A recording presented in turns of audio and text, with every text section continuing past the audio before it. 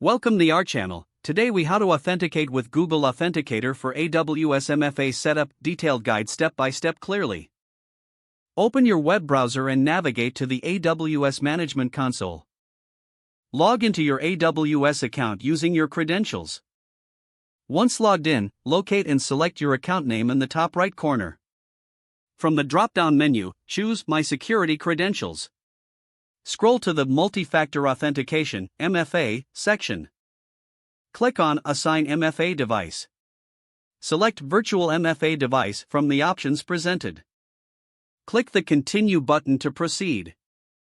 You will now be prompted to set up your virtual MFA device. Open the Google Authenticator app on your smartphone.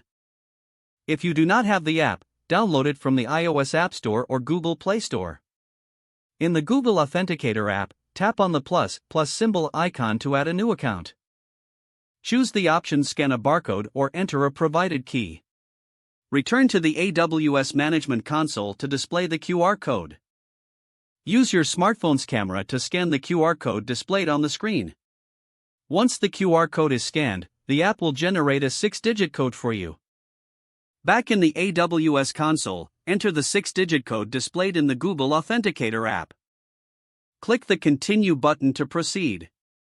The console will prompt you for a second verification code. Wait for the Google Authenticator app to refresh and provide a new 6-digit code.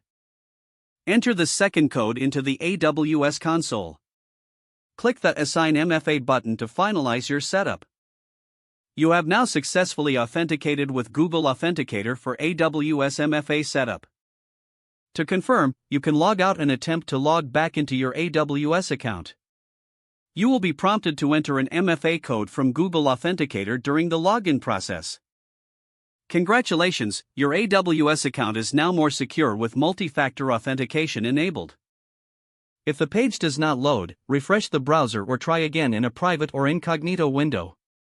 Make sure you are using the correct email address, then retype it carefully to avoid small typos. If your password is not accepted, use the reset option and create a new strong password you can remember.